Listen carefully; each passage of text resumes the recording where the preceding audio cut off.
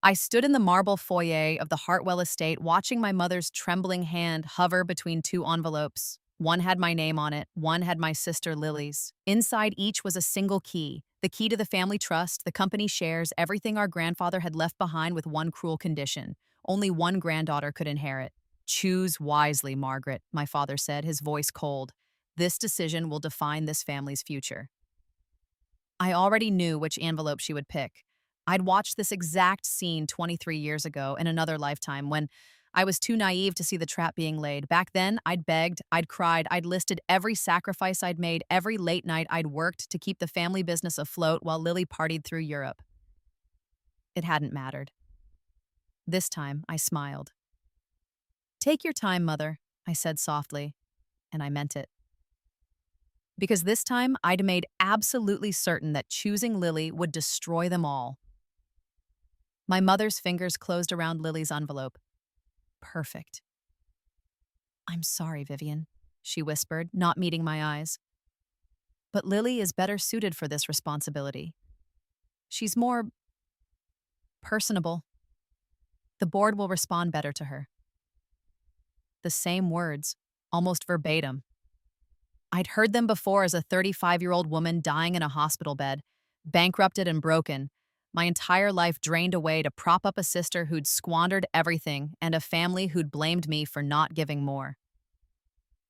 I understand, I said, and watched confusion flicker across my father's face.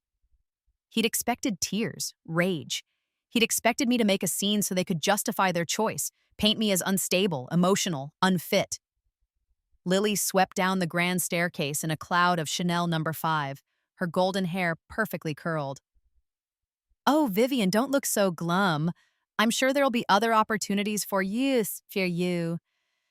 Maybe you could be my assistant. She plucked the envelope from Mother's hand, her laugh like broken glass.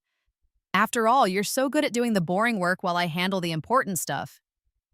I'd strangled my pillow to that laugh for years in my previous life. Now it just made me think of the documents in my safety deposit box, the recordings in my lawyer's possession, the web of legal tripwires I'd spent the last 6 months carefully constructing. That's very generous of you, Lily, I said. I hope you enjoy everything Grandfather left behind.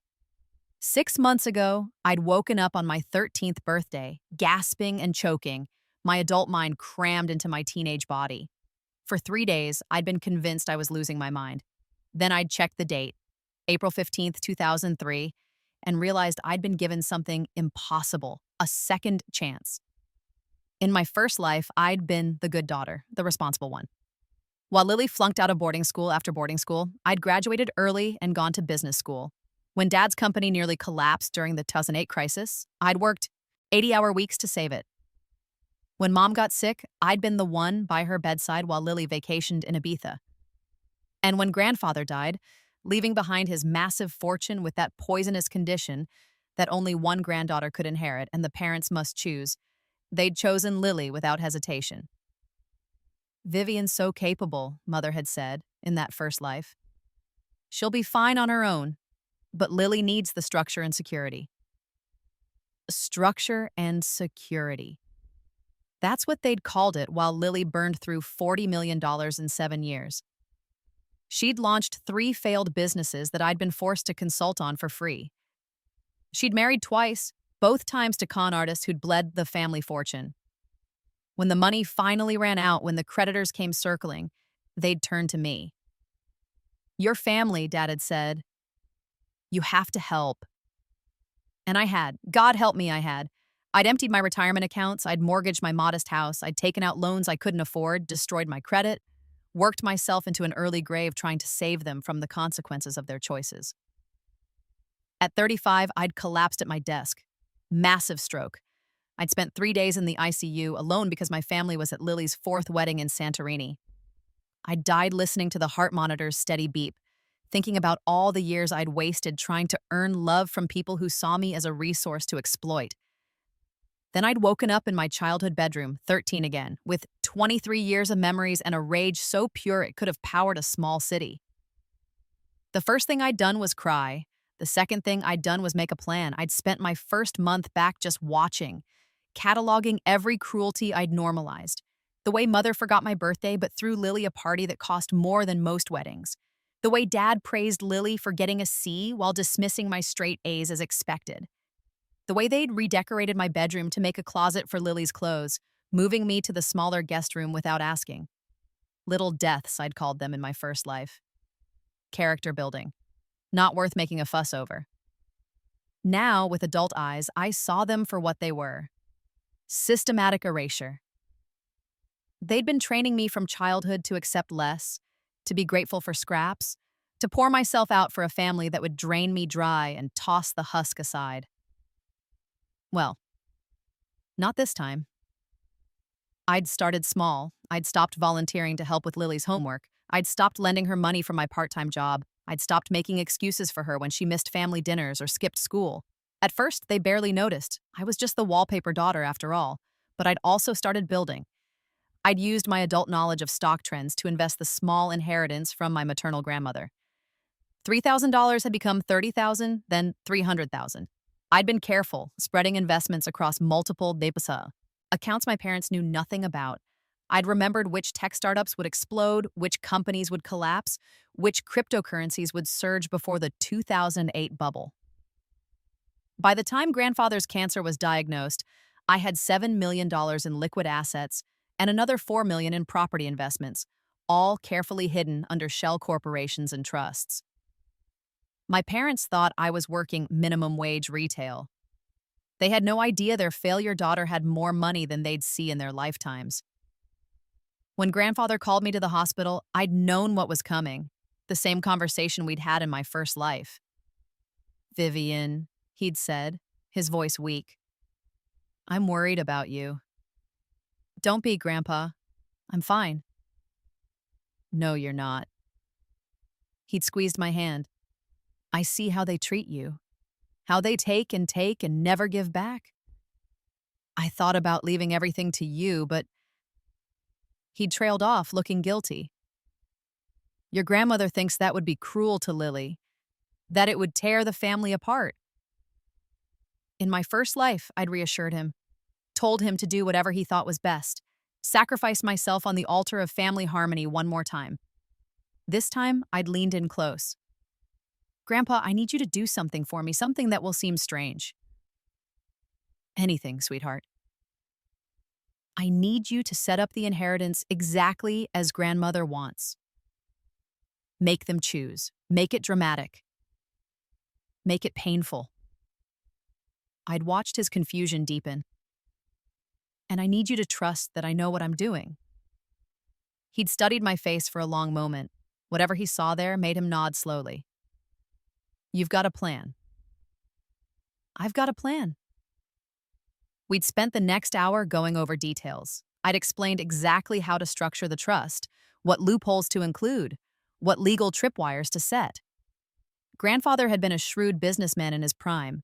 He'd understood immediately what I was building. "They're going to choose her," he'd said quietly. "I know. And that's what you want? That's what I need." I'd smiled, and it wasn't a nice smile. Let them have exactly what they think they want. Every single bit of it. Now, 6 months after his funeral, the choice had been made.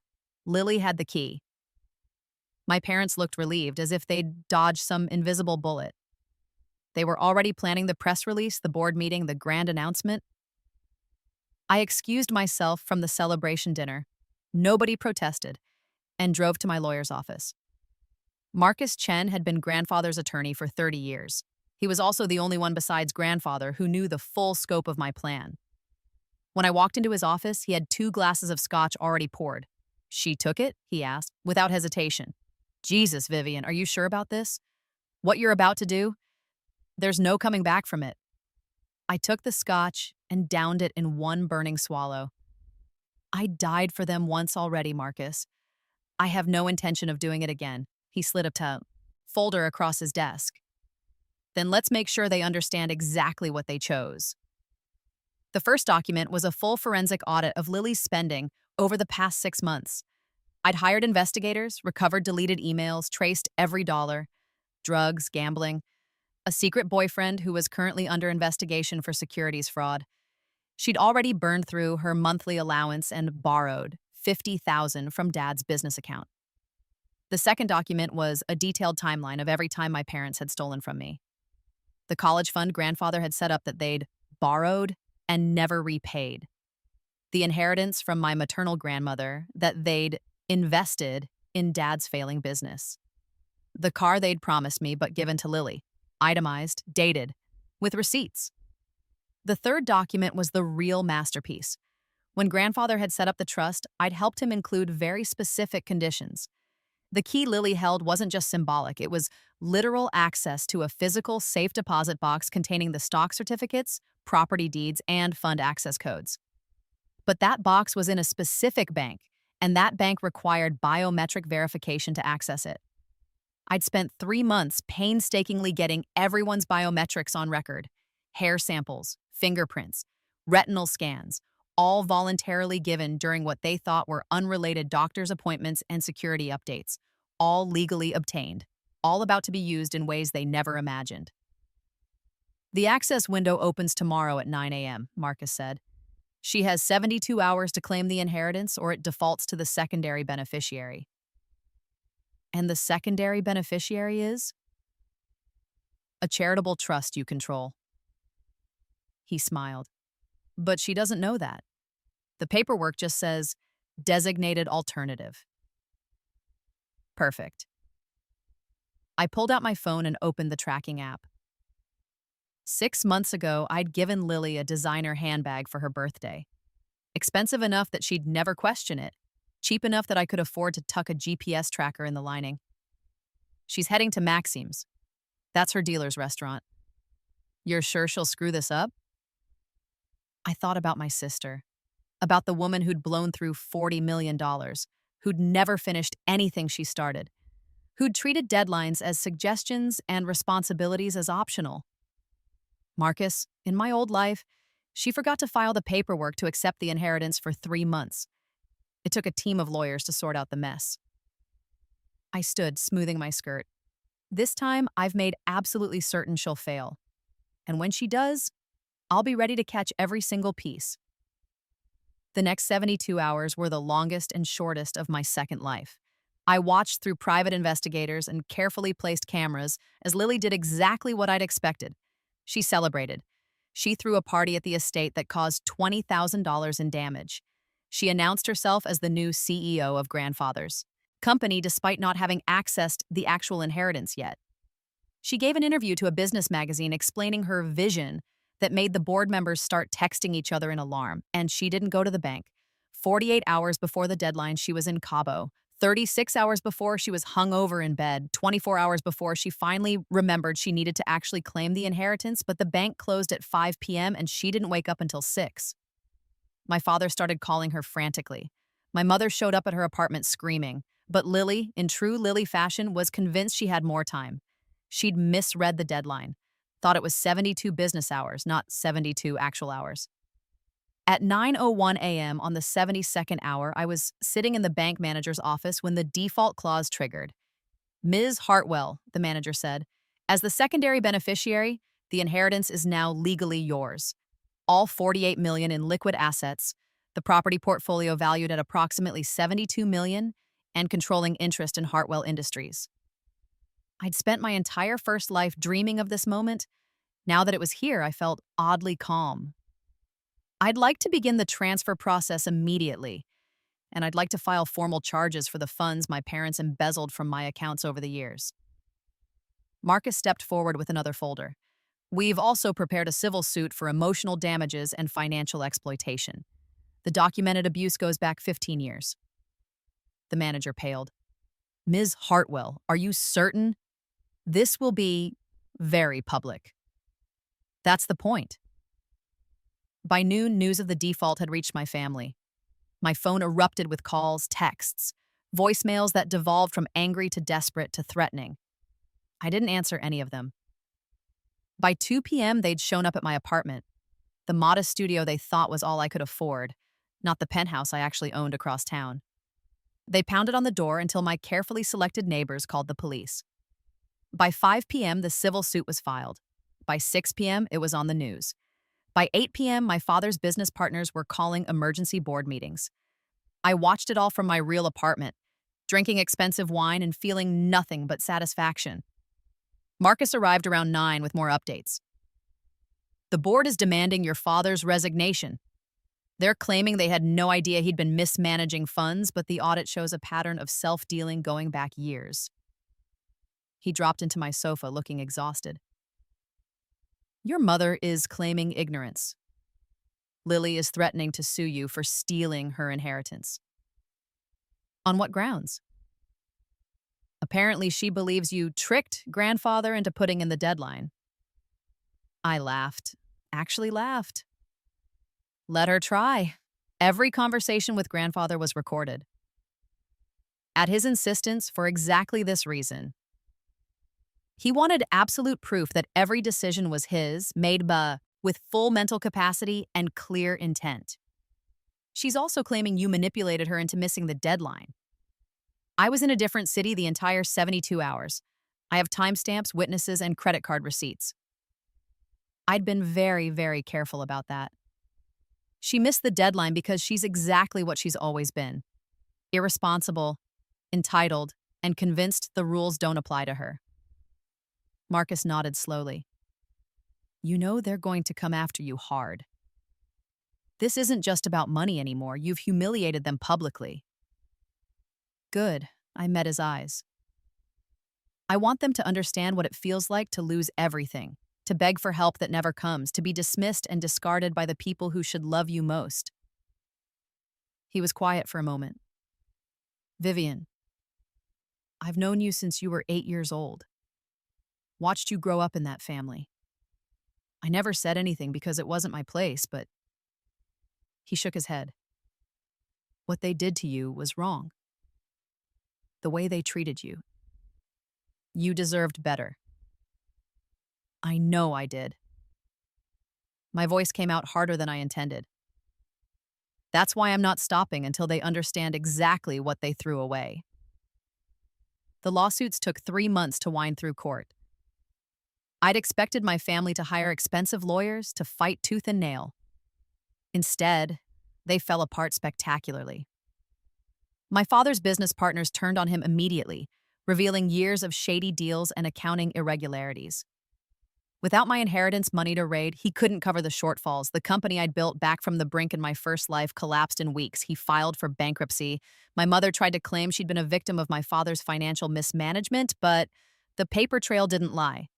She'd co-signed everything, spent freely, known exactly where the money came from. Her friends, the ones who'd turned their noses up at me for years, abandoned her overnight. Lily, though. Lily was the real masterpiece. She hired a lawyer to sue me, claiming undue influence over grandfather. The case went nowhere. Grandfather's medical records and the recorded conversations made it clear he'd been sharp as a tack until the end. But the publicity was devastating for her. Every news outlet picked up the story. The spoiled heiress who lost $48 million because she was too busy partying to meet a simple deadline. Her boyfriend dumped her when it became clear she was broke. Her friends stopped taking her calls. The lifestyle influencer who'd been courting her for sponsorship deals vanished.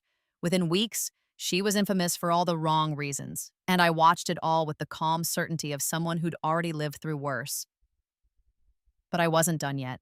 The criminal embezzlement charges against my parents took longer to process. They'd stolen over $300,000 from my accounts over the years, always with just enough plausible deniability that I'd never pressed charges in my first life. This time, I had adult financial records, testimony from bank employees, and forensic accountants who'd traced every dollar. The DA offered them a plea deal: plead guilty to reduced charges, pay restitution, and serve probation. My mother wanted to take it. My father refused, convinced he could win at trial. He couldn't. The trial lasted 2 weeks. I sat in the courtroom every single day, dressed in my best suits, my face carefully neutral.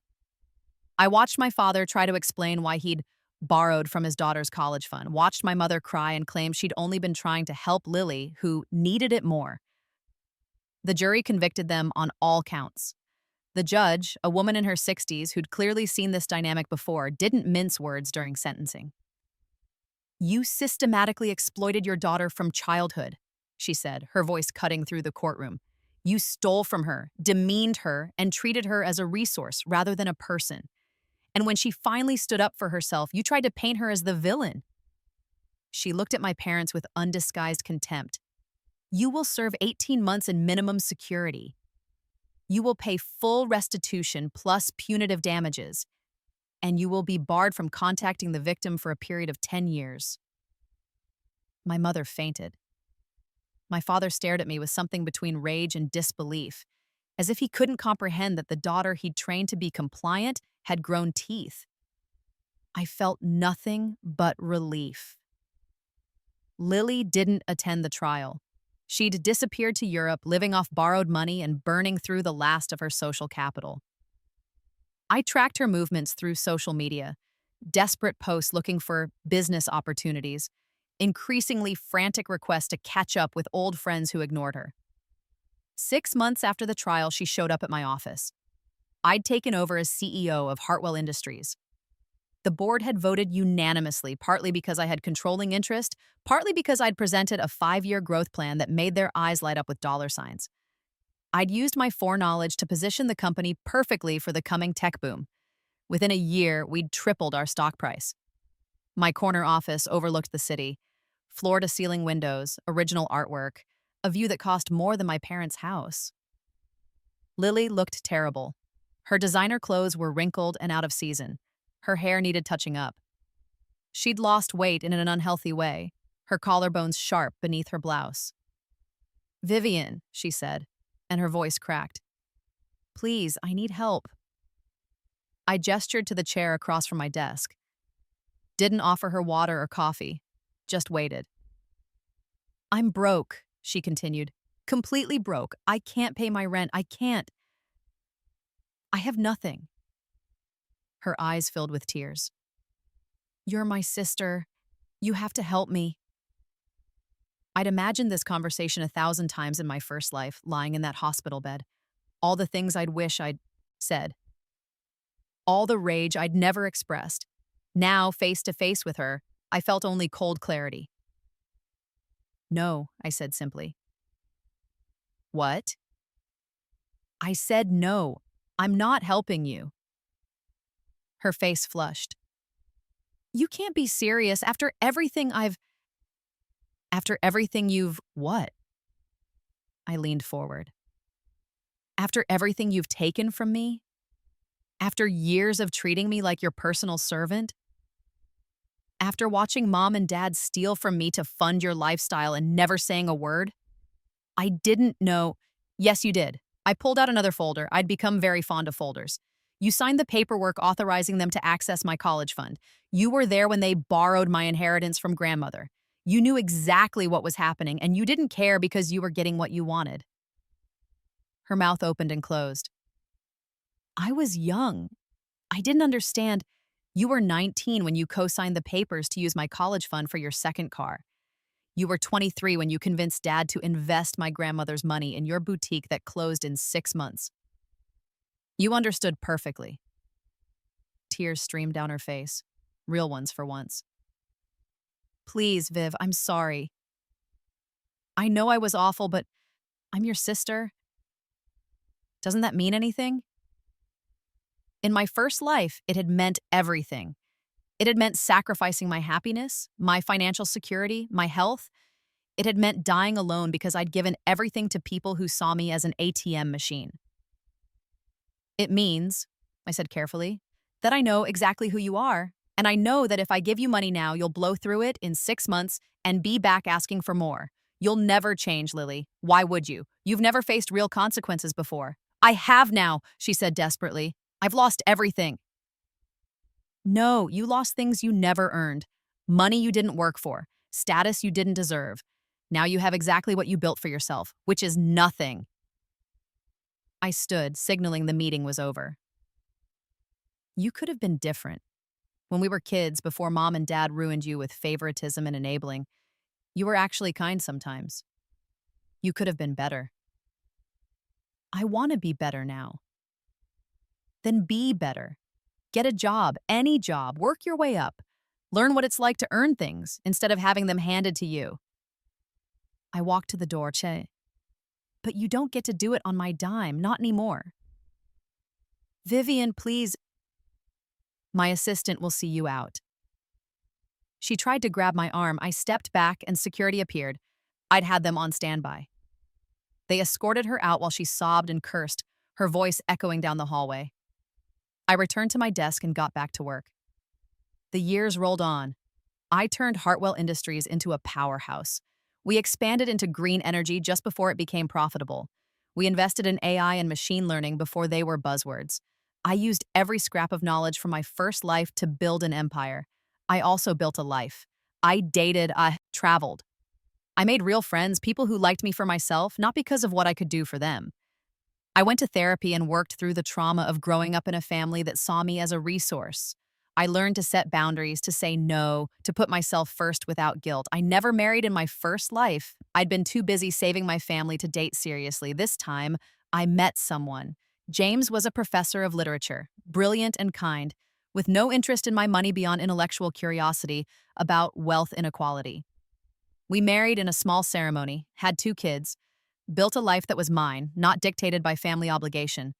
My parents were released from prison after serving their full sentences. They tried to contact me immediately. I had the restraining order extended. They sent letters through lawyers. I had them returned unopened. They tried to connect through extended family. I made it clear that anyone who passed messages would be cut off. Eventually, they gave up. I heard through the grapevine that they were living in a small apartment in Florida, both working retail. My father's health was failing. My mother had aged badly, her face permanently pinched with bitterness. I felt nothing, not satisfaction, not pity, not anger. Just the distant acknowledgement that somewhere in the world, 2 people who'd birthed me existed, and they had nothing to do with my life. Lily had a harder trajectory.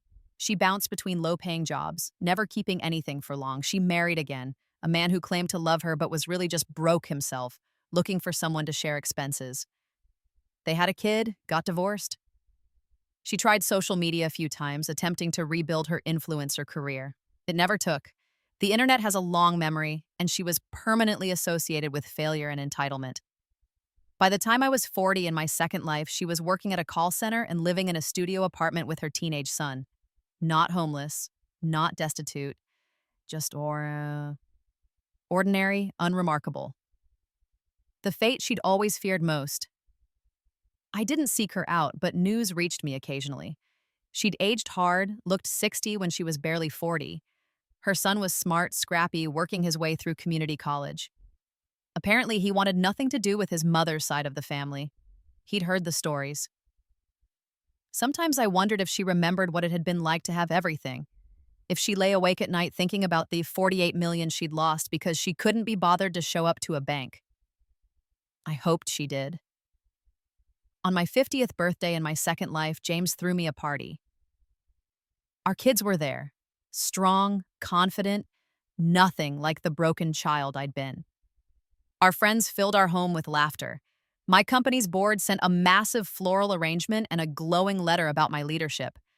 I stood on our balcony, looking out at the city, and thought about the woman I'd been in my first life, the one who'd died at 35, alone and bankrupt, destroyed by her own family.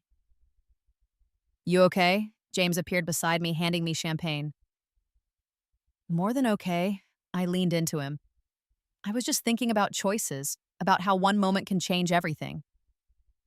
"Having philosophical thoughts on your birthday?" Something like that. I sipped the champagne, expensive and perfect. "You know the saying about how you can't choose your family?" "Yeah." "It's not true. You can't choose who births you, but you can absolutely choose whether they remain in your life." I turned to face him. "And you can choose to build something better.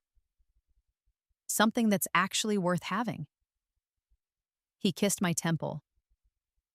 "You did more than build something better. You built something extraordinary." Inside, our daughter was showing off her acceptance letter to MIT. Our son was arguing good-naturedly with his godmother about the best way to cook risotto. The house was full of life and love and people who'd earned the right to be there. I'd died once, drained dry by people who saw me as a resource. I'd been given an impossible gift, a second chance. And I'd used it not just for revenge, though that had been satisfying, but to build a life where I was valued, where my effort and intelligence and kindness were returned, not exploited. My family had made their choice, twice in a way. They'd chosen Lily over me when we were children, every single day in 1,000 small ways. And they'd chosen her again when grandfather forced their hand. I'd made sure they understood the cost of that choice, made sure they knew exactly what they'd thrown away, but more than that, I'd chosen myself, and that choice had made all the difference. 20 years later, I got a letter. It came through my lawyer. Marcus had retired, but his successor knew the drill. No direct contact. The envelope was thin. Inside was a single piece of paper in my mother's handwriting. It was shakier now, the letters uneven. Vivian, your father died last month. Heart attack. He wanted me to tell you. He never stopped regretting what we did. Neither have I. I'm not asking for your forgiveness. I know we don't deserve it. I just wanted you to know that we understood in the end. What we lost. Who we lost. Lily is working as a home health aide now. She takes care of old people. She's good at it. I think suffering taught her something that privilege never could. I'm proud of what you've built. I know I have no right to be, but I am. I hope you're happy. Mom, I read it once. Then I walked to my home office, fed it through the shredder, and went back to the business proposal I'd been reviewing. I was happy. Extraordinarily, perfectly happy. And I'd built that happiness without them. That was the point. That was the revenge. That was the victory. Not that they suffered, though they had, but that I thrived. That I built a life so full and rich that their absence wasn't even a wound, just a distant memory of people who'd once had the privilege of knowing me and had squandered it. My mother's letter had said they understood what they'd lost, but I don't think they did. Not really. They thought they'd lost money, status, comfort. What they'd actually lost was me, the daughter who would have moved mountains for them, who had moved mountains for them, who'd loved them despite everything until that love finally died in a hospital bed when I was 35 and alone. They'd lost someone who would have given them everything, and they'd lost her twice. Once when they chose Lily, and again when I chose myself. That was the story I'd tell my grandchildren someday. Not about revenge or vindication or watching bad people get what they deserved, but about the day I stopped waiting for people who would never choose me and started building a life with people who already had. That was the real rebirth. Not the impossible second chance, not the foreknowledge or the perfect revenge, but the moment I realized I could choose differently, that I could be the one who mattered most in my own story. And once I made that choice, everything else was just details, the end.